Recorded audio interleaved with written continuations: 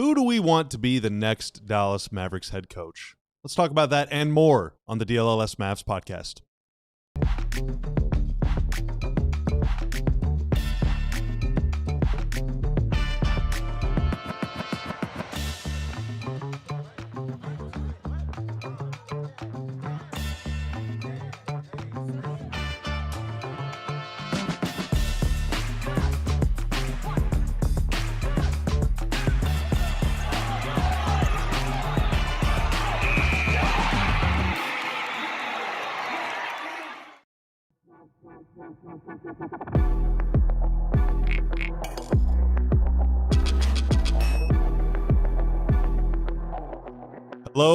Hello, and welcome to another episode of the DLLS Mavs podcast, reporting to you live from the suddenly very loud, jubilant DLLS Sports studio.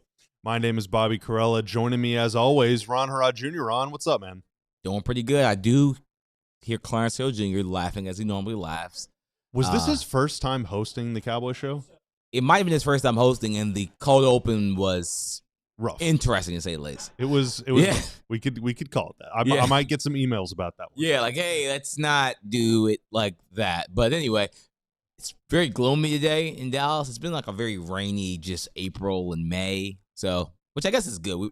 I think Texas was in a flood when I first, not a flood, a drought when I first moved here. I have no idea if that's still going on. So you brought the rain. So yeah, it's apparently supposed to rain and storm like the entire Memorial Day weekend, which is kind of a bummer. Kind of a bummer if you're a pool person. For me, I like going to the pool, but I also love whenever it rains and whenever you are it storms. a rain person. I love it. Oh my God, nothing beats sitting on the couch and either watching TV or playing games or reading, and it's just pouring rain outside, and you're sipping on a coffee, and you're nice and dry and cozy. It's awesome.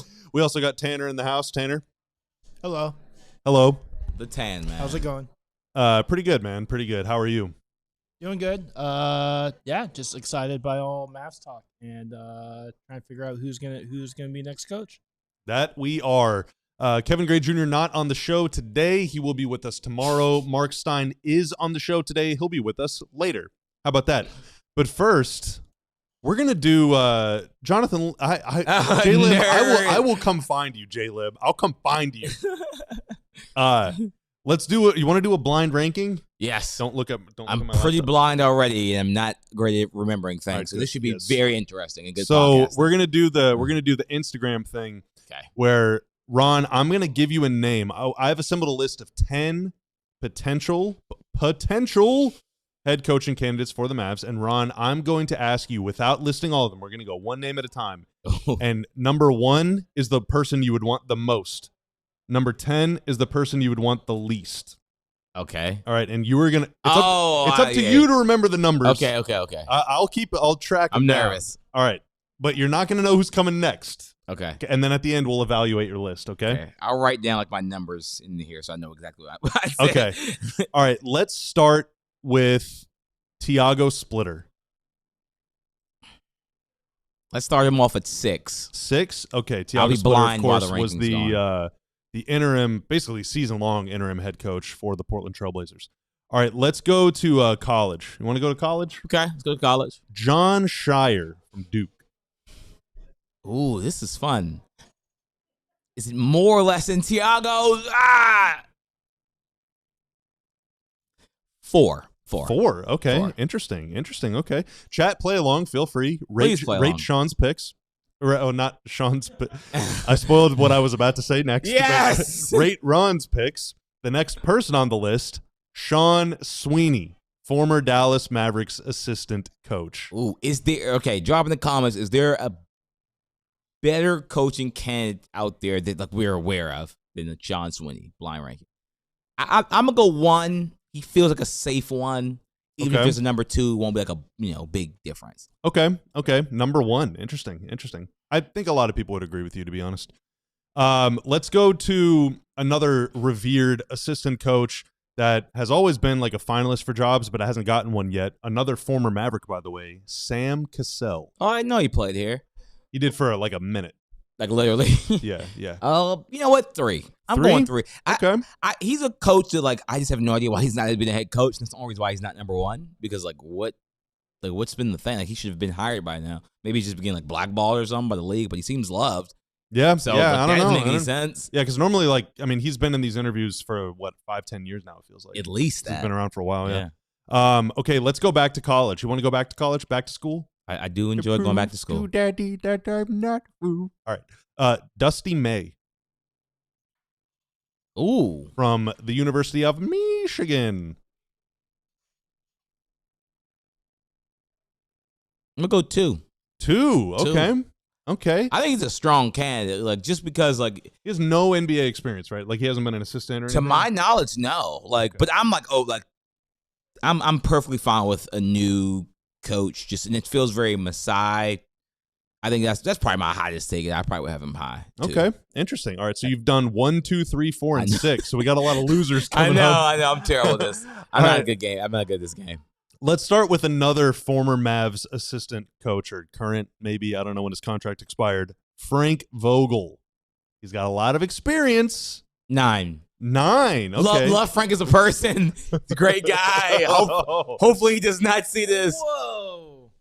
I've said it before. I'm not huge retread guy. There are people that might like Frank in here, like, you know, he's a championship coach, and I respect that. I don't like retreads in like sports. Like, I'm just not a huge. So you want someone with some new ideas? Yeah, let me just keep hiring the same person over and over. Like, I just.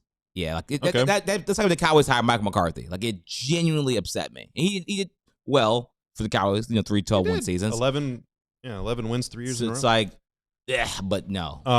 Okay, well, here are some more retreads then for you. How about Billy Donovan? Probably the biggest name free agent coach right now. You have 8? 5, 7, 8, and 10 left. 8. Okay. Okay. Another, like, you know what? Let's put Billy at 10. Let's put Billy at 10. Wow. Okay. Just because, like, I never understood the Billy thing. I never thought he was a good NBA coach, and just Great college coach. I don't understand why he actually he's probably one of the best PRs of a coach out that I genuinely don't get it. I think the one kind of like his. Like, he had the Thunder. Yeah, you had Durant. Yeah, but Congrats. I mean, so Scotty Brooks, that's another former Mav, was the head coach there before Billy Donovan. Hopefully he's not an option here. There was he faced a lot of heat, and I don't know, things were kind of weird. And then Billy took over in OKC, and that was right around the time KD left, and like that was also really weird. Yeah, but he managed that well. Russ had that great season, that MVP season after KD left. Like, I think he did a pretty good job there. But in Chicago, yeah, I mean, it's never been like this huge. But what of that is his fault versus that organization is just a disaster sometimes, For sure, disaster. But yeah, that would be disappointing. I think he has he has good offensive stuff, but why are you still theory guy on your third team? We're still theorizing what could be on your third squad. Losing Frank Vogel, we know 100% what we're getting. Yeah, I would need to. I would be able to talk myself into Billy Donovan as the coach, but the fact that I would need to talk myself into it is like, oh my God, why are we talking ourselves into old coaches? All right, so we still have 5, 7, and 8 left. All right, so let's go northeast. Let's go to someone that Masai knows very well. Nick Nurse.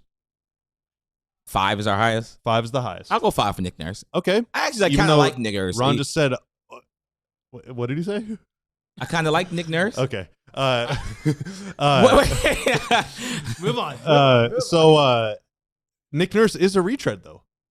But like, out of the guys, the other retreads, I guess, like him the best. He also was like actually had success, which is like he's won a title, and he's won a title. He just has a little Thibodeau to him, which is like he plays players like Tyrese Maxey played the most minutes I think in the NBA this year. Yeah, we don't want that to happen. Did that in Toronto too? Those guys played a ton. Yeah, and that's his thing. So and they play like manic. I mean, Nick Nurse teams play the style that I want them to, but he also is so dramatic when complaining to the refs. That would grind my gears, dude. Yeah, that would annoy me more. I think more than J-Kitt's lack of timeouts annoyed Mavs fans. Like I think X and O's is probably none of pretty Jenkins' good. stuff ever bothered me, like his demeanor or the timeout stuff. Like none of that ever bothered me. But watching Nick Nurse, like they call a foul and he's like, oh, whoa, Yeah. Flailing. you know, like he lays down on the ground. You're like, bro, Yeah. get back up. Like stop causing a scene. Yeah. So anyway, Yeah. all right, we have 7 and He's 8 like left. Dan Hurley. We have 7 and 8 left. We're on Darvin Ham. Jesus Christ. I played myself. I'm the one that gave this name. That's the saddest part about this. You suggested that one. Okay. What's our lowest ranking do we have left? You have 7 and 8. 8. 8? Okay. Ham would, to me, obviously he was left, but off the top of my head, this is like by far worst scenario. Like there's a worse scenario, and then like now we're just like under the equator. What is If he you get what I doing mean. right now? He was the assistant under Doc in Milwaukee, I think, right? And that says volumes. Like And- not only well, no, and you it was- weren't Doc Rivers, you were Doc Rivers' assistant. Well, sure, but like you know, he had the run in LA, and it didn't end great, obviously. But you know, it was thought, or at least based on like you know yeah. odds, that he would be the next Bucks head coach, and then they hired Taylor Jenkins, and so Thank- I don't know what's going to happen. Congrats to the Milwaukee with Bucks on Darvin, that but decision. the last one on the list, and this is going to be your number 7, Pocket Ham. Micah Nori. 7. Top assistant in Minnesota, has never been a head coach in the NBA, so he's not. I also forgot that he was coming as well. I would have had Nori higher for sure, and I would have had Ham lower. The other ones I'm actually like not too upset about, but Okay, so in review, here's Ron's list. rate. Ron Harrod Jr.'s official top 10 candidate list. Ooh, can I make that graphic? Yes. Just put it out No. like that? Yep. Yes. And then put report on it. Oh, no. So number 1 on the list, Sean Sweeney. Okay. Number 2 on the list, Dusty May. Okay. Number 3 on the list, Sam Cassell. And I feel like that's where Nori should probably gone, and Sam maybe drops one more, and that's where I missed. But from there, okay, we'll see. I feel like this is going to be the unpopular one. Number 4, John Shire. No, I mean that might be a hot take. He probably should be 5, but I would even now probably have him in my top 5. I'm not really a fan, but Number 5, Nick Nurse. solid. We have Shire over him. Yeah, I'm getting it's the retreads, man. For me, like it's just I do actually like Nick Nurse. I don't know what it would take to like it's to me like I don't know what it takes to get Nick Nurse on the squad. Like, is it you have to give up something? Like, Would you trade pick 48 for Nick Nurse? because you know what? I would, man. Whatever. At that point, you probably They asked me on the fan yesterday if I would trade pick 30 for Nick Nurse. I said I would never no, trade a first round pick for a coach ever. I don't care who. Oh it yeah, is. you did say that. Ever. You did say that. Yeah, like last year, whenever we were talking about a hypothetical, the Knicks I think had like the 24th pick or something. And I was like, if they offer you that pick, I don't care who your head coach is. You take that deal. Yeah. You take that deal for sure. All right, number 6, Tiago Splitter. He feels high now to me. I'm trying to think what would. Well, no, if we do the Micah Nori thing, then technically he'd be like 7. That's probably around where I'd probably have. I like Tiago. And I don't consider him as much of a retread. Looks cool, you know. He's 1 year as a coach. Yeah. So he's a And he did a retread, good but job. like He did a good job. it doesn't really count to me. He was taking was an interim the whole time. I'm not even sure if being an interim coach counts as a retread. Probably He's not. from the Spurs program, but he coached at some other places. So like I think he's a really interesting candidate. Micah Nori, number 7. We just talked about him. Darvin Ham, number 8. We just talked about Drop Darvin. him to 10 for sure. Number 9, Frank Vogel. Yeah. Frank should be 8. And number 10, Billy Donovan. Billy. I think some people probably like Billy Donovan. He's been rumored for the Magic job and all these jobs. I'm just like, man, this guy's PR is amazing. Like, I want my boss to talk about me how Billy Donovan talks about me. Like, I don't really do that much.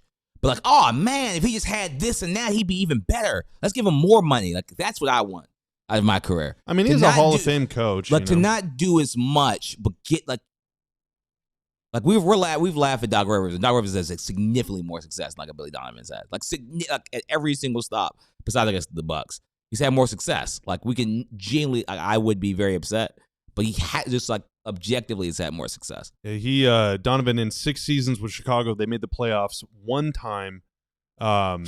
He has won a series in the playoffs only 1 season in his NBA career. His first season coaching in the league was 2015-16.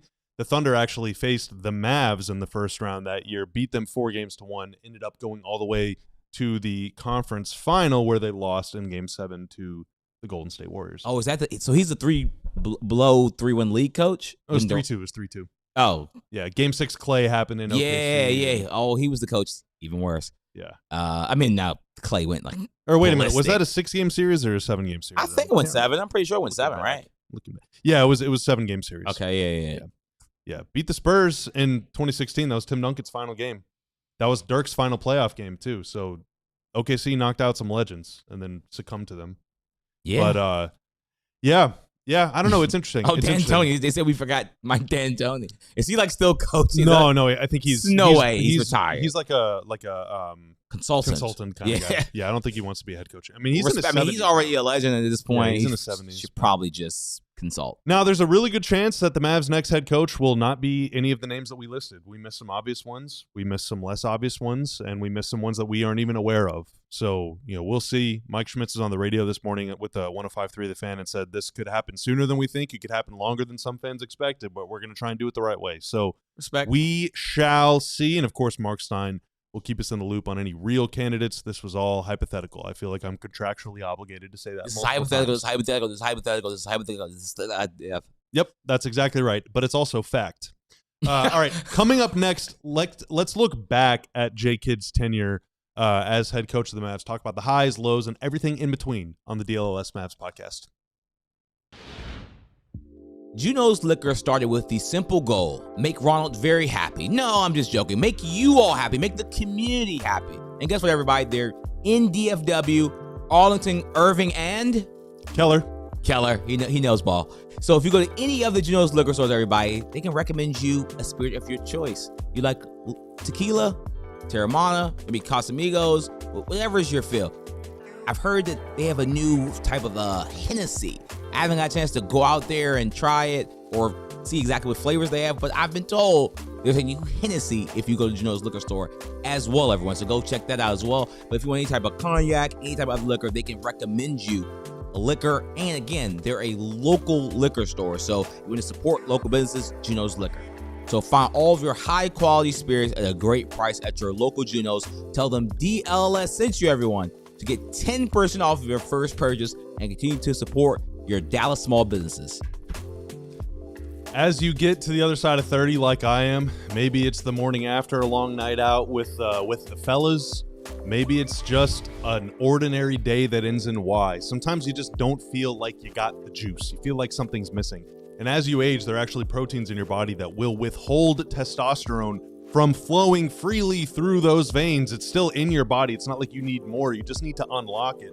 And our friends at Mars Men have this natural testosterone support product. More than 90% of men who have tried it have reported experiencing higher energy levels, feeling more like themselves again. It's all natural. There's no synthetics, no needles, nothing like that. There's also a 90-day money-back guarantee. So if you try it and you don't notice any improvements, you can give it back.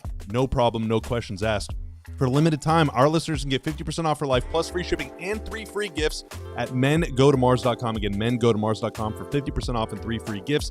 Tell them that DLLS Mavs sent you when you go. And also, it's on Amazon as well. So you can find it anywhere. Just tell them we sent you.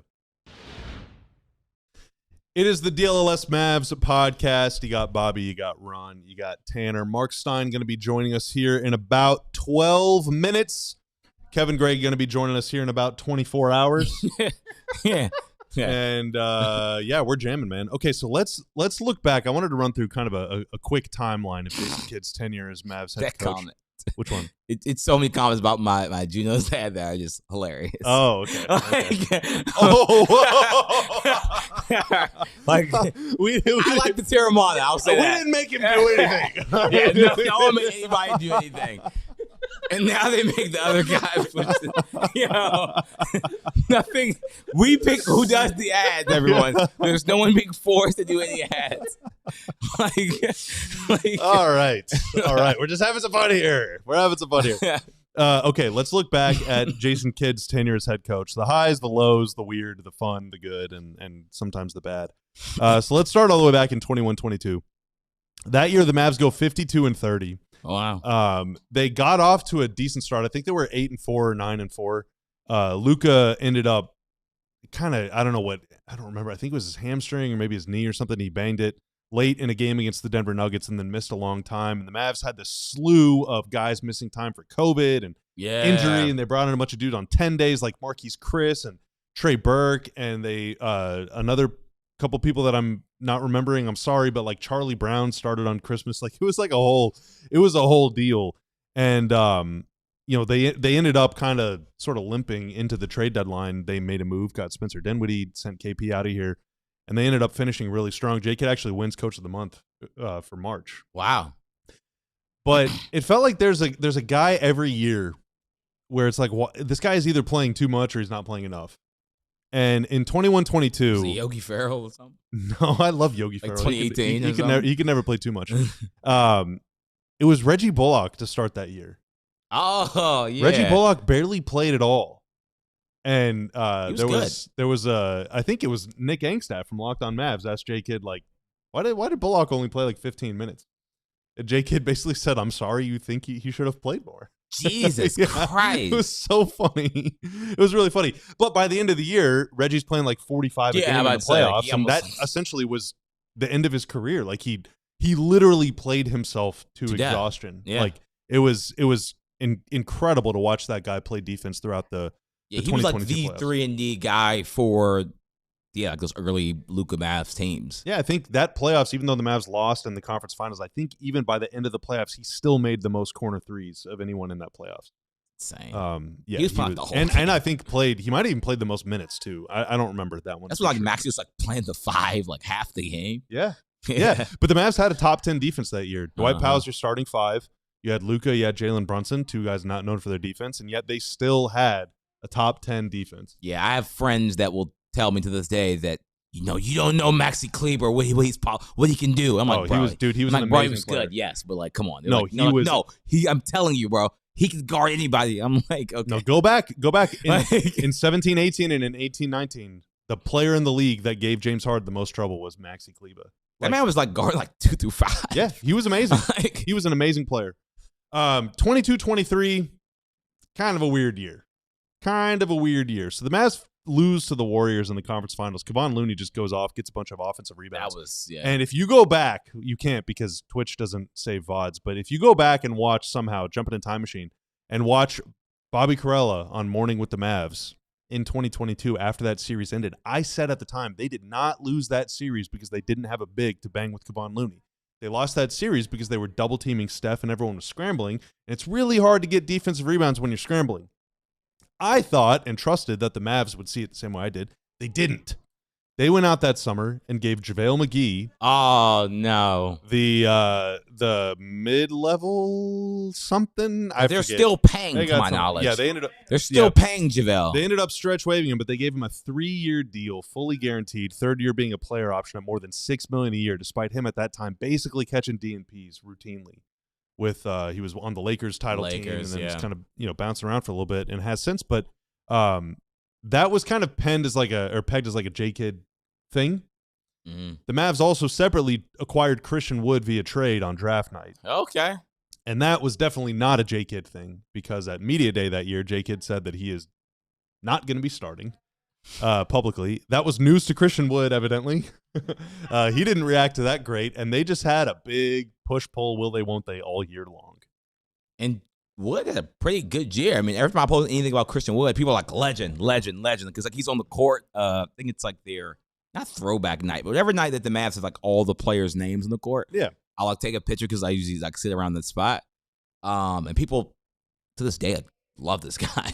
Now that was he had a run here though. That was easily the most annoying year of discourse that I've ever experienced in my 10+ years in the league. Because he was like perfect, like points, rebounds, assists, just like stat stuff player. He's gonna get stats. So if you're like a player that goes by that, I mean, unfortunately, I said, no disrespect or whatever, but he is like the ultimate, like, are you watching the game or not? Yes, he's box score guy. Yeah, because I mean, he'll end with 18 points, 11 boards, 3 assists, 2 blocks, and a steal, and you're like, he actually like cost them the game. Like he was not very good. So there was a lot of tension among Mavs fans, and that was the year that they painted a mural saying, "Get Luka some help," and it's like. Okay, I mean, they're trying, I guess, but Jalen Brunson left in free agency, and they gave this money to JaVale, and JaVale was benched after like 5 or 6 games. He didn't even play anymore, and it was kind of a disaster. They ended up going 38-44. They missed the playoffs. They did trade for Kyrie, though, at the deadline. And not much. I mean, it was like a first, unprotected. Spencer Dinwiddie, Dorian Finney-Smith. And that one broke my heart, trading away Dorian. But J-Kid's presence in Dallas was cited as a reason that Kyrie was like going to buy in and be like, yeah, I'm on board because I love J-Kid. That was looked at as a risky trade at the time. Like, people were like, I don't know if the Kyrie Luka show, because there's one ball. Yeah. You know how people say on TV, there's one ball. Like, okay, bro. Yeah, but Kyrie grew up watching J-Kid, said he's one of his favorite players. And Kyrie's been an incredible Mav. It's been great. So again, good and bad. It's like, what are you doing with JaVale McGee? Why is Christian Wood even on this team? And if he is, why are you playing him? And if not, then why don't you trade him? And then also, you're able to get Kyrie to buy in. So, but you went 38-44, but you just went to the conference final. Yeah, it's like you don't know what to believe. And then going into the next year, the Mavs perform a sign and trade for Grant Williams in the offseason. That one didn't work that well. J-Kid could not wait to not play that guy any minutes at all. Another year where they get off to a slow start, but they finish strong. Why didn't Grant Williams work here? He just wasn't. Because I don't think he's a bad basketball. No, he's not. He's been hurt, so he doesn't like. Looking at him now, it's like, oh, well, I told you. It's like he had a major injury. He's not the same since the major injury. But before then, I thought he was like a relatively good basketball player, but he did not work here at all. Yeah, no, he and Luka both lacked foot speed, and that hurt them on defense. So it's like you need like the hyper athletic guys around Luka to play with the way that the Mavs wanted to play. You needed those athletes, and Grant just wasn't able to move the way that they needed him to. So J-Kid didn't give him a lot of minutes. He also basically banished Jaden Hardy to the shadow realm that year. And Tim Hardaway Jr. was in the lineup and out of the lineup and starting and then coming off the bench, then like basically catching DNPs and didn't play hardly at all in the playoffs. And I mentioned the playoffs because that year, after a couple trade deadline deals, the Mavs went all the way to the finals. After not knowing what the heck anyone was doing, like, oh yeah, they made it to Game 5 of the NBA Finals. Yeah, they were like 25-22, I think, or 25-23, and they end up 50-32. And then Kyle Kuzma actually says no, and then he saves the Dallas Kyle Mavericks. Kuzma saved the Mavs. Yeah, I don't believe in this. Although you think the butterfly effect, had Kyle Kuzma actually accepted the trade to Dallas, do you think Luka would still be a Mav? I mean, because then they don't have Gafford. They wouldn't have gone to the finals. Don't go to the finals. They probably don't get PJ Washington. That probably is their only move. I would assume so, top of my head. I wonder if he doesn't save them. They probably are limited maybe in round 2 now. I don't even know if they would have made the playoffs, man. I mean, to be fair, because at that point, Nico Harrison might just get canned. Like, you're selling assets for a bad player because he can't play basketball. We see, and the Bucks would love to trade him and cannot. Yeah, no. So 23-24, huge success. I mean, you go back to 22. Yep. There's that famous play in Game 7 against Phoenix where J-Kid is like mic'd up, and you can hear him shouting out defensive commands and stuff. Yep. And the fans are fired up. And then in 24, it's like the Mavs are just like the vibes team. You have the superstar backcourt. They're both locked in. Luka and Kyrie are playing defense better and with more intensity than they ever have in their lives. The Mavs are just so effing together. Yeah. They run into this juggernaut in Boston. They end up losing. But it's like, man, this is just the beginning. This is only the beginning. They'll be back next year. And then Luka gets traded. Unclear how involved J-Kid was in that. Even to this day, there are fans that think that it was J-Kid's idea. He says, you know what? I'm tired of you, Luka. Yeah, there are people that believe that. Tim has said on our show multiple times, Tim Cato, our national NBA writer, has said that he believes J-Kid in theory was maybe okay with trading Luka, but not at the time, not for that return, not in season. Yeah, like, sure, hey, give me Giannis again. Yeah, it's almost not like a hurt player that can't play at all. Yeah, like, Ron, do you ever want to go to outer space? Like, oh, sure. All right. You ready? We got to go right now. We're going to go fight some aliens. Let me shoot you up right here, right now. Like, wait, no, not like this. Get on that helmet, bud. But then you're just going up. Like, well, you said you wanted it. Yeah. Mavs deal with injuries all year. They end up 39-43. The vibes have never been worse. 1 year after, it was like, wow, every single basketball fan in the league romanticizes our team, wishes they were us, and will remember this backcourt fondly for the rest of their lives. Now everyone just feels sorry for us. Yeah. Like, all of a sudden, it just sucks. Yeah, like, majority of people are either, like, mad that the Mavs got lucky, I guess, and got Coop, or just like, dang, they had Luka at one point. They were just...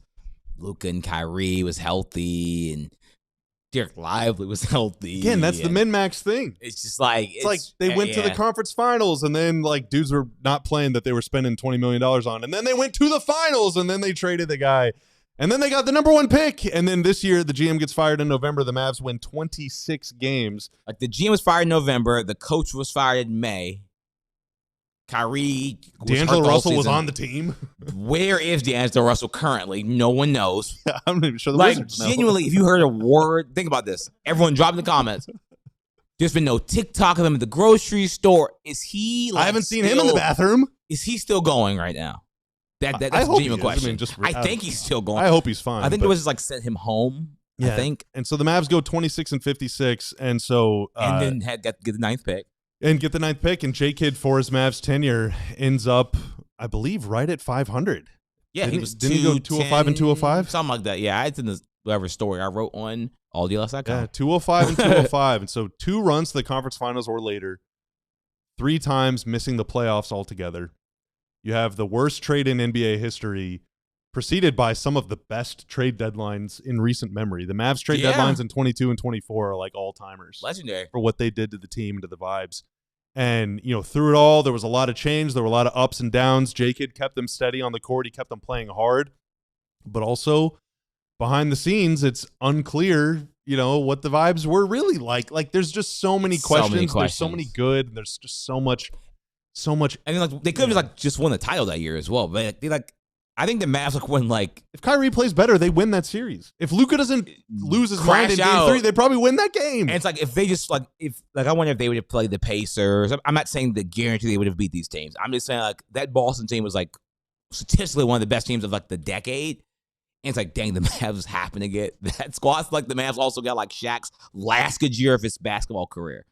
Like these are like unpredictable things. And that's like also Masai Ujiri winning the championship when like Durant goes down. Like you just can't decide. This is like fate. Like you can't decide these things. You have to just try your best and like hopefully that you're the team that comes out on top. And that's just sadly like that's what sports is. That's why we can't like I'm not as hard on the Mavs like not winning that title. Like you want to win for the fans, but like they had a great year. And it's like sometimes you have to look at it like that. They did. They had a great year. And unfortunately, you know, it might be a little while before they get back to the mountaintop and have another crack at it. But yeah, I mean, just a lot of good but and a lot of bad but here. Like wow. This was good, Yeah. but you Good know, but, something I else like happened, that. or this was pretty bad, but I mean, this happened. So, you know, good butts and bad butts. What a legacy to leave behind. All right, coming up next, we're going to be joined by Marc Stein to talk about some playoffs, maybe talk a little bit more coaching search, maybe talk a little bit more about Mike Schmitz, or who knows, right after this on the DLLS Mavs podcast. Whether it's snapbacks, truckers, fitteds, beanies, or tees, Branded Bills has you covered, everyone. And guess what? The college collection. 40 colleges are part of their campus collection, including TCU, Texas Tech, and Texas. Now, I was told this is Texas, and I don't know any of the other side, but I do know that TCU is the Horned Frog. So if you're a TCU grad and you want to buy a TCU hat, guess what? They do have that. They also, again, have a Texas Longhorns hat. They have a Texas Tech Red Raiders hat. Look, everybody, I'm getting there. I'm getting there. You're learning. And if you want to buy your college or your dad's college or your mom's college or your aunt's college or whoever's college, you can buy on Branded Bills. And again, if you want it could be a beanie, a tee, a trucker, or a snapback. Me personally, I'm more of like a snapback kind of guy. I think my father's era is more fitted. But me, I'm more of a snap. We used to wear it on our waist and everything. So I go that route. So if you're like me, head to brandonbills.com and use code BBDLLS15 for 15% off of your first order. So I don't actually have my pair of Shady Rays on me right now. It's not because I lost them. It's not because they got stolen. It's not because they went missing. It's just because it's cloudy outside.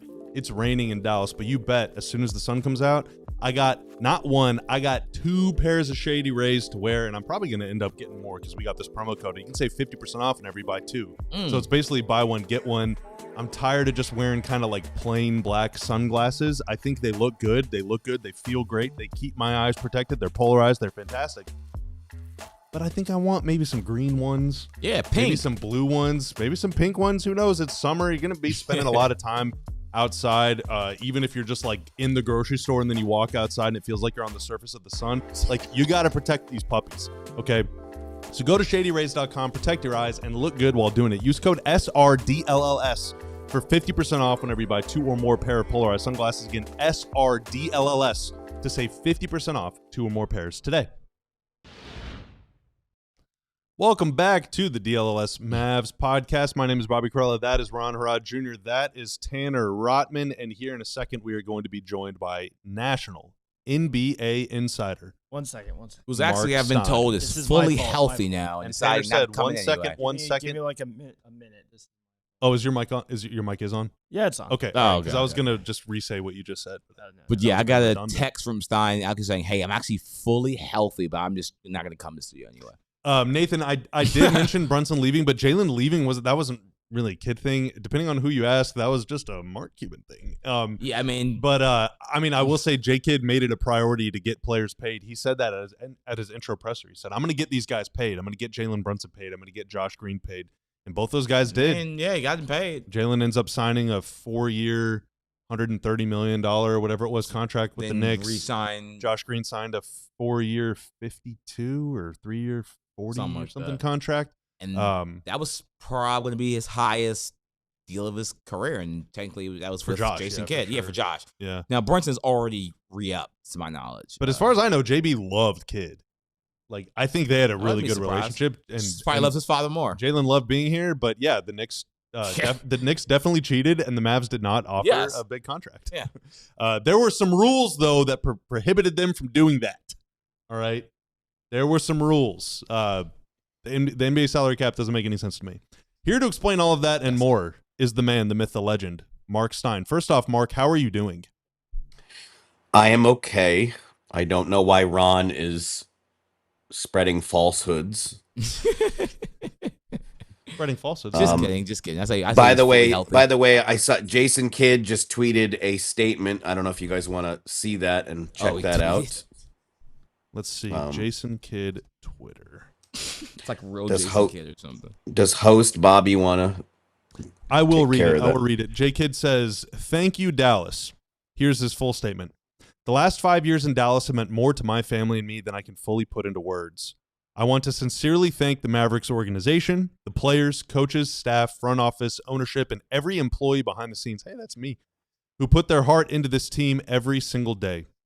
It has been an honor to work alongside so many incredible people.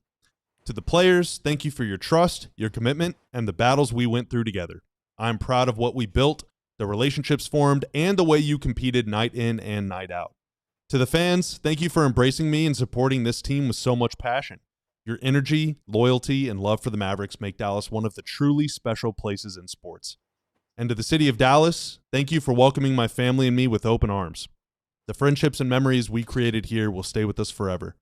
While this chapter comes to an end, I leave with nothing but gratitude and respect for everyone who was part of this journey.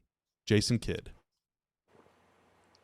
It's a classy farewell. Yeah. You read that well too, Bobby. Thank you, Mark. I appreciate you, man. Very I want to read hosty. this. You what? Kevin Gray would be proud. That was very hosty. That's nice. I was told you specifically requested that I wait to read this one for you. We got a big super. P Wood Sports, a $10 Supremo super chat. Do you think Dallas could get Cason Wallace and Isaiah Joe for the 9th pick and either dropping to 12th or 17th? OKC needs to move salary, and Dallas needs an experienced guard that fits the timeline. There is no way they're getting Cason Wallace. Don't break my heart. And look, now my good friend Brian Windhurst, I think he's if I saw this accurately, I think he reported that he does believe that there is some chatter, if Brian is reporting it, then I think there's definitely something to it. And I hope I'm attributing it correctly that Brian said he thinks that OKC is willing to package 12 and 17 to presumably move up. But you just got to remember that when you're dealing with the Thunder, I mean, they are the toughest to extract anything from. Like, you still game 1 when Caruso's going for 31, you just remember all over again, there were no picks involved in that trade. So it's like the notion of getting a player you want and picks from OKC. All I'm saying is that's a very tall order, a very high bar. And so a $10 super chat is awesome. I'm just trying to inject a little realism into the conversation. Yeah, I think that's actually, I think it's a little, like, if you can get Wallace and you give them 9 and you drop to 17 would probably be the most realistic outcome. I don't think that they would take the 9th pick for Case and Wallace straight up right now. Yeah, I mean, like he's. I don't think there's any. I don't think there's any. They're not trading Case and Wallace. They're not. He's just too good, man. He's just too dang good. Now, are they going to trade Jared Jared Mitchell or is he too good? Are they going to trade Jared McCain or is he too good? And that's where the problem comes in, because like I would probably rather have Jared McCain. Like, yeah, they have great. They have great problems. They have very enviable problems. Or rather have AJ Mitchell for sure. They can't keep all those guys. That's the thing. Yeah. Hey, Mark, I don't remember. Yesterday was such a whirlwind because there was a press conference. There's just all these things happening. I don't remember if I asked you this or not, but so correct me if I did. But it seemed like Masai was talking about the future a lot, and then earlier today, Mike Schmitz, Mavs' new general manager, went on to 105.3 The Fan and also was talking about the future and like building, not rebuilding, but building, which implies that the Mavs don't necessarily feel like they're, knocking on the doorstep of being in the conference finals. And so I'm just curious, as you see it, like it doesn't make any sense for them to completely bottom out, but like, could you see them doing some, like meaningful retooling to try and get picks or get younger or anything? Or like how busy do you expect them to be this summer? I mean, they're going to be busy no matter what. I mean, on one hand, you look at OKC and San Antonio and you have to think like, do we have an opportunity in the near future, or is it better to take a longer term view? The question for me with a longer term view is, how is that going to sit with cooperflagg? Because cooperflagg, all we've heard is how competitive he is, how much he wants to win. How many times on this show have we talked about, he probably didn't lose 20 games in his whole life from age 5 to 18, and he just went through a 56 loss season. And, are they going to take that patient track? And does that mean they're going to have another losing season? Like, how is he going to cope with that? And that's the part I can't square yet. And I don't have a definitive answer. But again, the phone is going to ring for Kyrie Irving. And if they are offered future assets for Kyrie that are really good, I mean, how do you not weigh it? How do you not think about it? So we're going to get our answers here in the next 5 to 6 weeks. I think based on the signals we've gotten to this point, they do seem like they're going to be open to having, what was Masai's own words? Future-based, right? He said that. Yeah. I mean, that's what Masai said, future-based.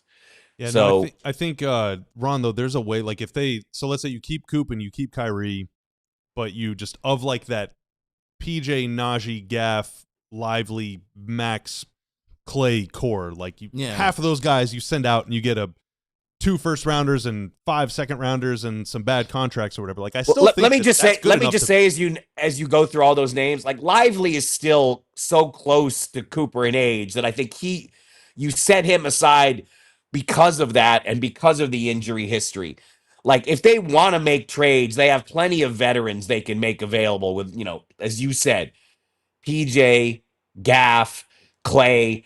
Naji drew considerable interest at the last trade deadline, and the Mavs just decided they did not want to move him. So if they want to make trades, they're not going to be lacking for players who can generate interest.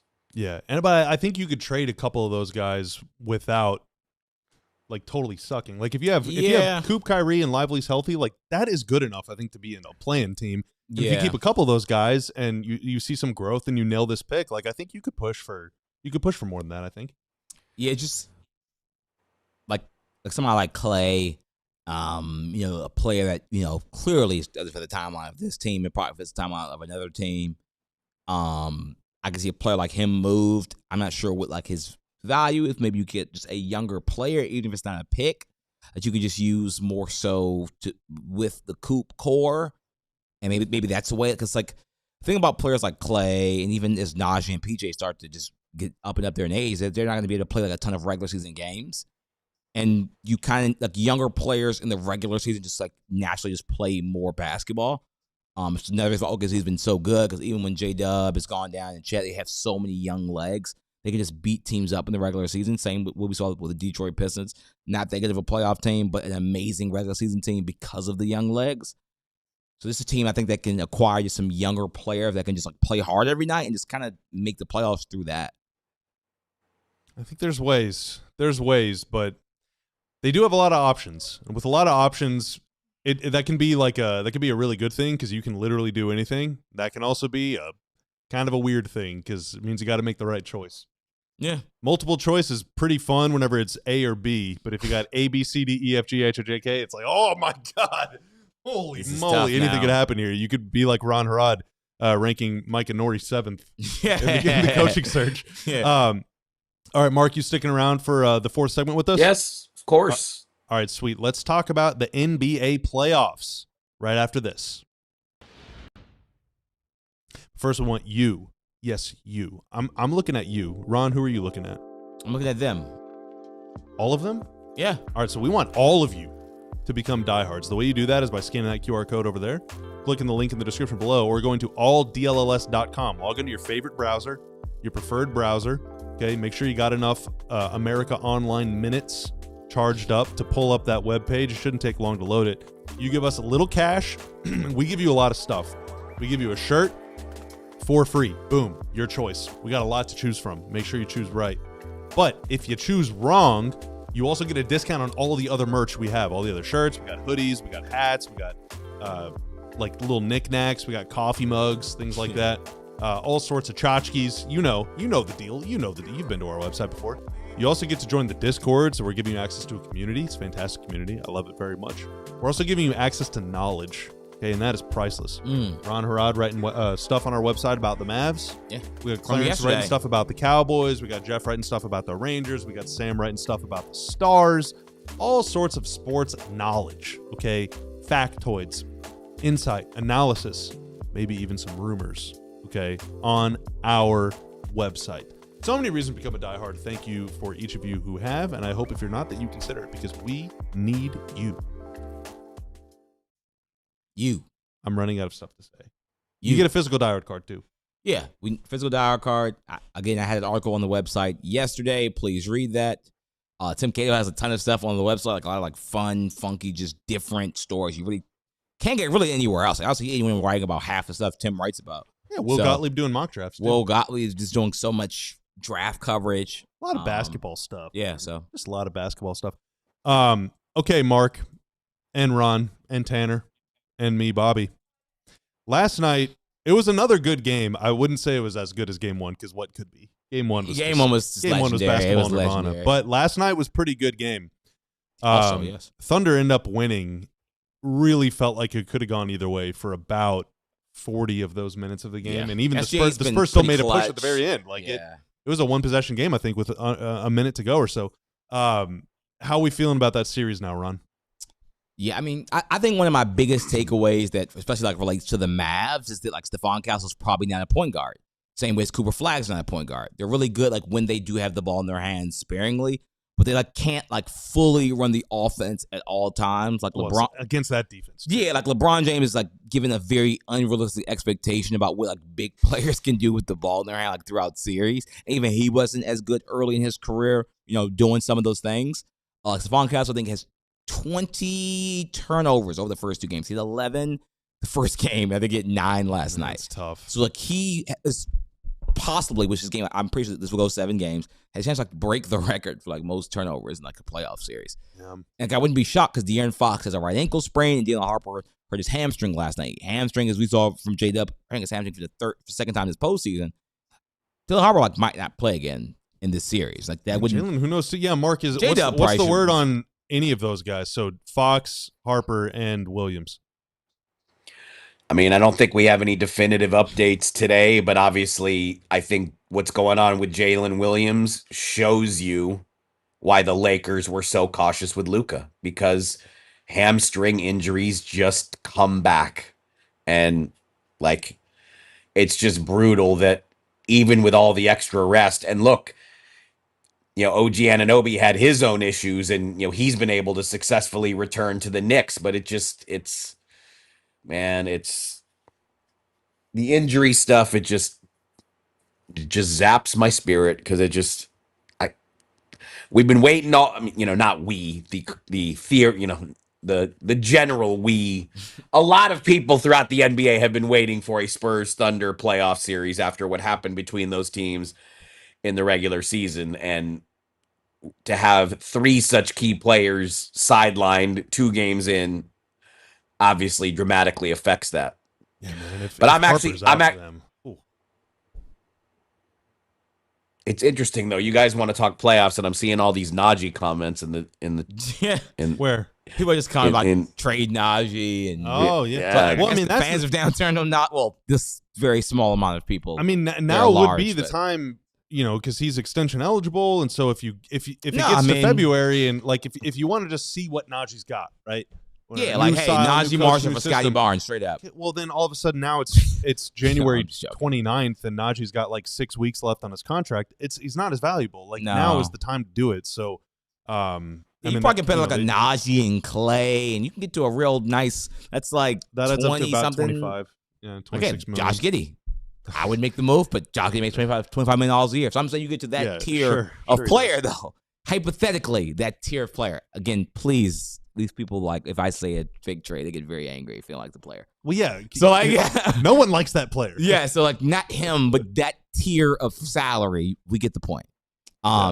Yes, so hopefully something is probably will happen, I would assume, like that. I'd be like beyond shocked if by training camp there hasn't been at least like 1 to 2 made, like pretty trades that combine 1 to 2 of the Mavs' current veteran players. Yeah, we'll see. Pamelo Ball says this was a fun show. Well, thank you. Well, I appreciate that. Thank you. Mark, do you think, what is it like whenever we see young teams just get really good? Like, I'm trying to think back to, let's say the early 2000s, the Lakers three-peat, Kobe's kind of climbing, and it was before it was known that Shaq was going to get traded not long after that. It felt like the Lakers were going to win 50 titles in a row, and same with the Bulls, and then the Spurs come along, and then the Warriors get good. And it did kind of feel like there were teams, granted, this was whenever tanking was like at an all-time high.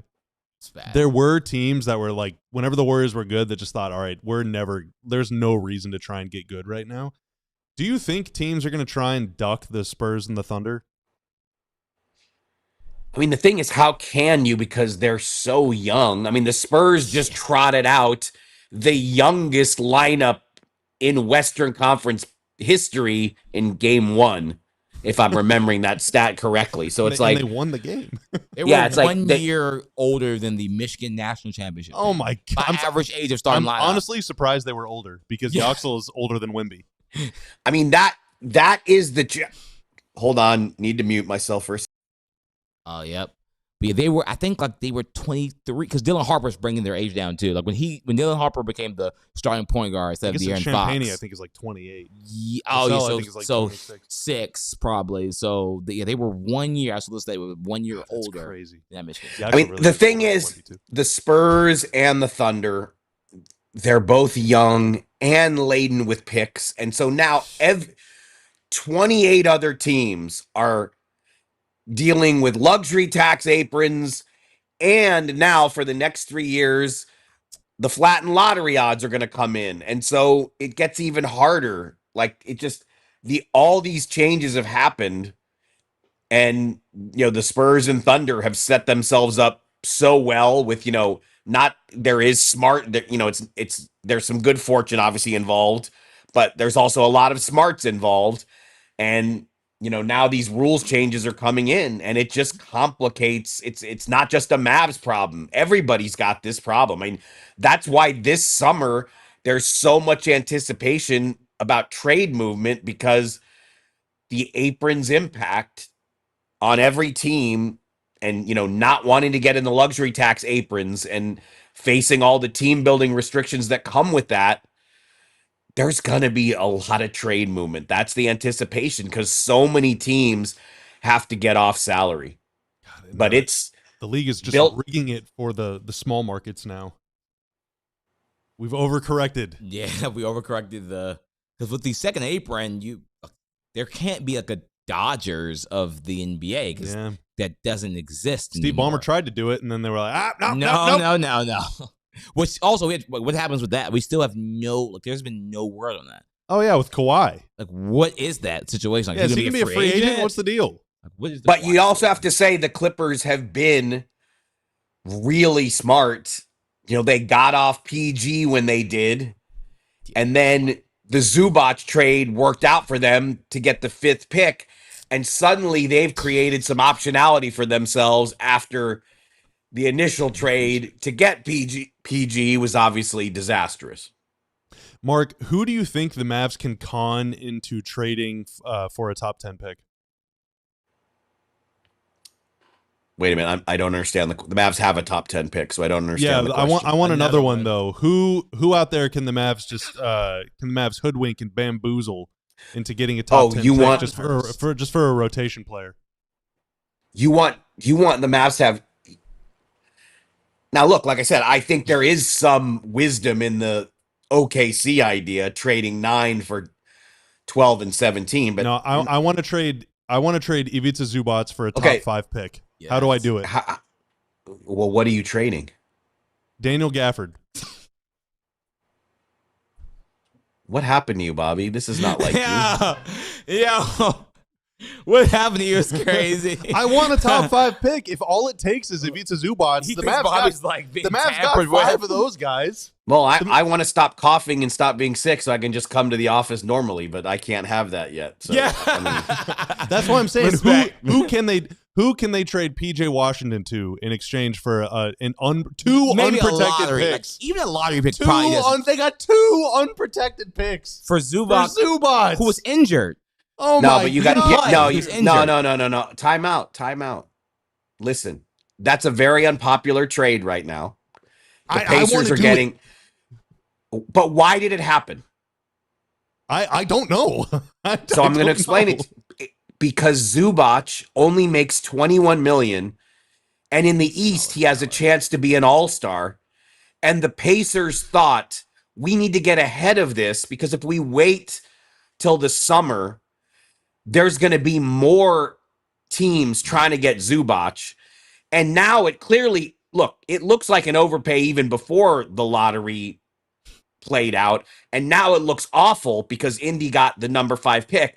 But the reason the Pacers, the reason they took the risk is because they were sure if they didn't do it then and waited until this offseason, Zubac would have gone for even more from the Clippers could have gotten even more. The Mavs got to get in on that, man. They got to get in on because Lamar at 5. Like, why you get the way you get in on it is when you have a player who's making $20 million who's way overproducing. I mean, that's the only way you get in on it. You have to have a player with a super favorable contract who can really. Washington, you were going to get me 2 unprotectees. 2 of them. Like somebody's going to like strike out on Herb Jones and be like, PJ Washington. Yeah, that's right. It's going to take something of that I don't nature. got Trey Murphy for you, but I do have 14, 8, 3, 1, and 1. All right, you want to know how many other players do that? Trey Murphy, I mean, that's what, I mean, what is the price that people talk about for Trey Murphy? It's like, I mean, geez, 17 first rounders. I know, which is, we have to stop that as a league, trading all these first, like, great role players. That's the thing, though. Like, Devin Bain didn't work. It feels like after Gobert went for 4 that there was like a period, there was a year or 2 where there just weren't ones getting traded, and then Mikal goes for 6 or whatever he did, and then all of a sudden at least now Gobert was like a defensive player of the year. These aren't even like all-star players. These are like role players. Again, McCall, he's been great there. Devin Bain was good in Orlando, but like Orlando now is like, and now we're just free spending again. And if if you're the Mavs, take advantage of that. Strike while the iron's hot. If you can get 1 or 2 or 3 first-round picks for your guys, do it. But nobody's looking at the available players on the Mavs roster and valuing them as much as Zubac, and certainly not as much as Trey Murphy.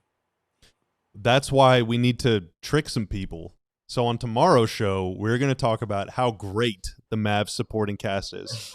We're gonna power rank the Mavs role players, and spoiler alert, they're all gonna tie for first. All right, the Mavs have a fantastic team. Mark, am I right? Ron, am I right? Right? Guaranteed. All right, we that got was a last vocal God. box. we got a super chat. We got a buzzer beater super chat from Roby $4.99. Funny enough, the team with multiple top 20 picks this year that could most use PJ is Charlotte. Do it. Honestly? Call it in. Call it in. Straight up. It would make a lot of sense for the Hornets, and it would make a lot of sense for the Mavs. It would. That's a great deal. I mean, they were playing Grant Williams in the playoffs. Like, PJ is better. How many than years does Grant Williams. have back on that contract? How many years is it left? Sheldon One. Finnell just said Caleb Martin for somebody's first. I love it. Call it in, man. No, I really think the Hornets could use PJ. Yeah. The Hornets really could use PJ if they're down for a reunion, and the Mavs could use those picks.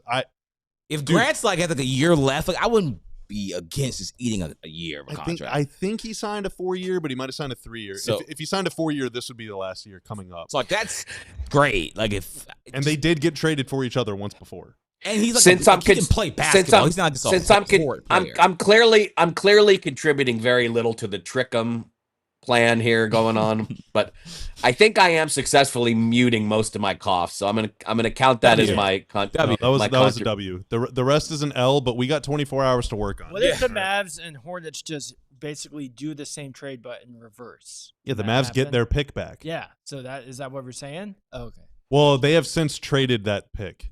No, they haven't. They're hanging on. Yeah, they're hanging They on. could give them What back is- their Although I would rather have 14 and 18 in this draft than the Mavs pick next year. agreed. Every If you tankathon believe they spin did next their- season is gonna hit different when you realize that the Mavs pick is only top 2 protected. Well, they're gonna Yeah, be undefeated next year, so we won't need to do a tank. Oh my god. Because their team is just so good.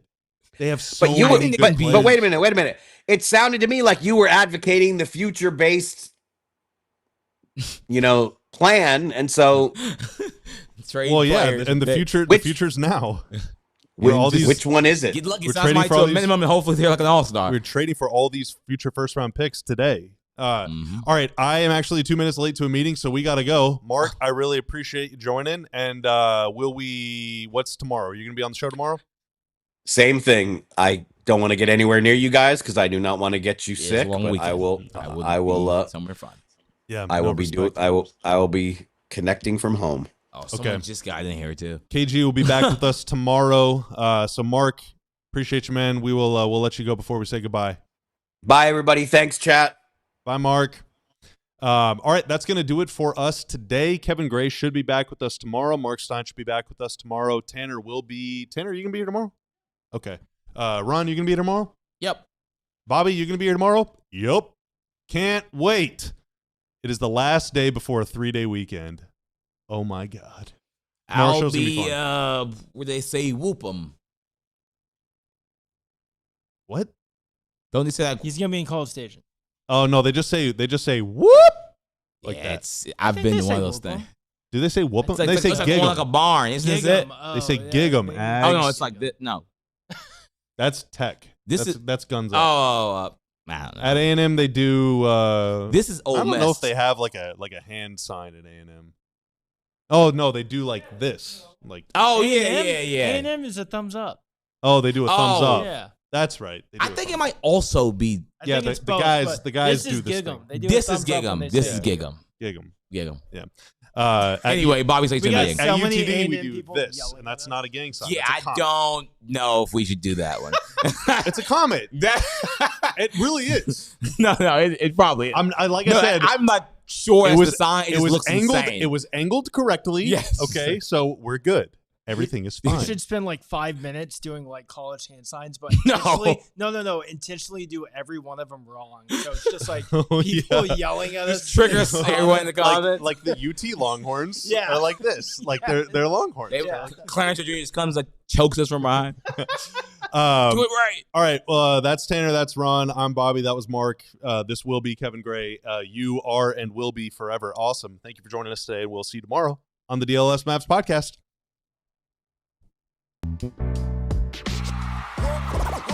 silly like the mayor.